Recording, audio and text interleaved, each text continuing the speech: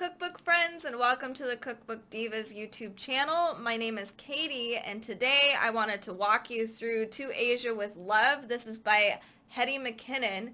She is the owner of Arthur Street Kitchen, which she started way back in the day when she lived in Australia. She now lives in New York City because of her success. So she used to do these really elaborate, awesome fuel-packed salads. And now she's just kind of taken off, and she's now finally done a more specialized cookbook that is all Asian food. And it's like from all over Asia, which I really appreciate. It's also a cookbook that it's very vegetable forward. And I think that's very authentic for Asian cooking, but a lot of Americans don't really get to see that portion of it. We love meat too much, I guess. So I'm really looking forward to seeing what kind of recipes she's provided, including just her own variations of all of that. So let's get started. I really love the photography throughout. Everything looks super good and very tasty. So we begin with a big breakfast. Yes. Then we go into Lucky Noodles, dumplings and other small things. Rice is gold and all the things to eat with it. We then go into Salads for Life, her specialty, and then we go into Not Too Sweet. So I wanted to go through, and she kind of gives you like her introduction and, you know, Asian-ish food and what her variations on all of this are. But she talks about her Asian pantry, like her Asian pantry, which means like a lot of noodles, exploring umami flavors, making it vegan, which is very interesting and a little different for some Asian cooking. We using good oil, all of those things are super helpful. She also gives us a visualization on what her pantry looks like. And then for those of us that aren't necessarily close to some of these,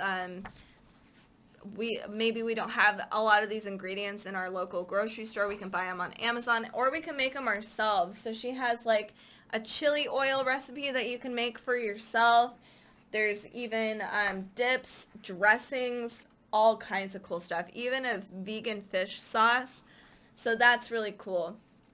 For the kitchen, she also goes through and dives into different flavors, things that you might need, which you can also order on Amazon, like gochujang paste. That's usually at kind of your local Asian market, but you can definitely get some really good brands online. She talks about fermented black beans, dried shiitake mushrooms. We have kimchi, all kinds of cool stuff. Miso. Yeah, so and what all those flavors provide and how they apply to all of her recipes. So that's super helpful, really cool. So we talk about, look at that, awesome, super awesome salad. So we're going to start with some breakfast. So this is tomato and egg shakshuka in quotes. I'm not sure why it's in quotes. It looks like it to me.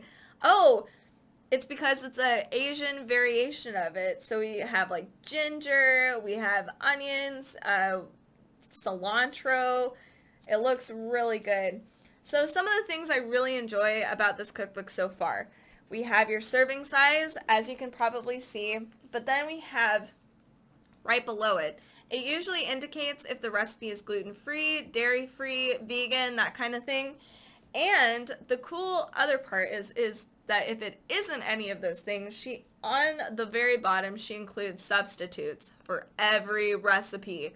And that means she talks about, like, it doesn't necessarily have to be a dietary restriction. She'll talk about, hey, I don't have any beefsteak tomatoes, like for this recipe. She'll talk about, well, you can use a can of whole peeled tomatoes.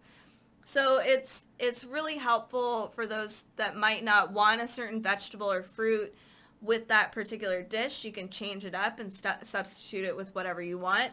And it's helpful for people like me who might need to make something gluten-free, or if they need to veganize it. So she calls it veganizing it. We've got soy sauce chow mein with a fried egg. So we have the substitute again. And for veganizing it, it just means omitting the egg. Ooh. Oh man, condensed milk French toast. There's no substitutes in here. This is all you get. But there are gluten-free breads, and you know I'm going to be trying this as soon as I can on the weekend. So we have a Soba breakfast platter. Let's move on to some extra. Ooh, this one looks good. This is sour and spiced coconut noodle soup. Fall's coming up. This is going to be a really amazing dish to serve during fall in front of a fireplace. I'm so excited. Red curry laksa noodle soup. Wow, that looks amazing. My tummy is growling. We have, so one of the chapters I really liked in here we've got a dumpling section, it seems like, and she provides us with a basic dumpling, but then she'll go on and describe seasonal dumplings. So there's there's a whole bunch of different seasonal dumplings, all the fillings you can put in. Here's the photo for all of that. I mean, that's crazy. That's amazing. So there's already, you have 12 recipes just right here, which is just so cool. And then she even has a simple like vegan wonton. So a lot of these it seems like they're pretty complicated making these things at home. She's simplified it and veganized it. That's extra helpful. So we're going to do the rice section. So this is something you can have with your rice. It's a green bean with black bean sauce. Mapo tofu, which is just so good. I love mapo tofu.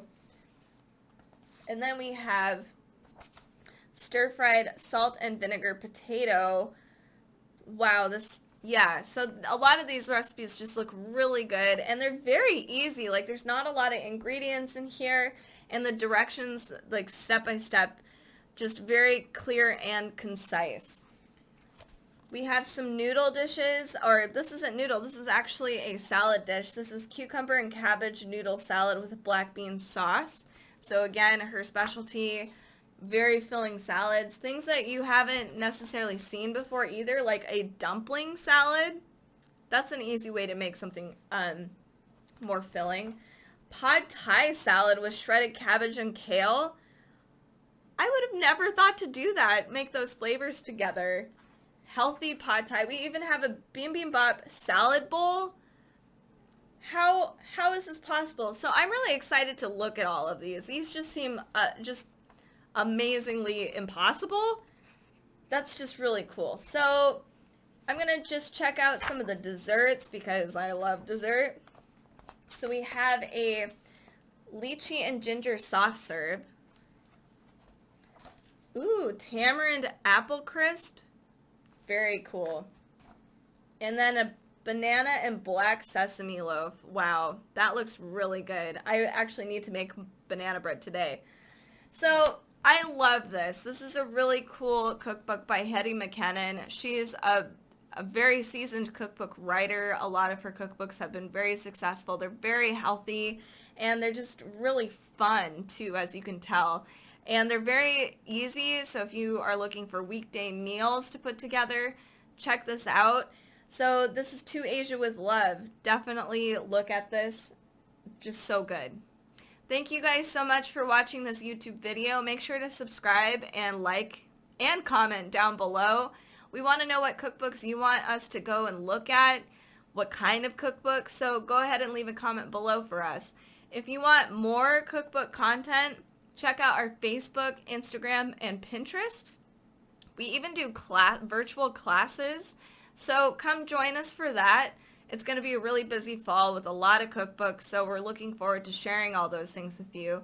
That includes our I think I said our podcast. Our podcast publishes every Friday, so if you want new cookbooks, we do a weekly roundup, and we'd love for you to join us at Cookbook Divas. Thank you guys so much for watching, and have a fantastic week.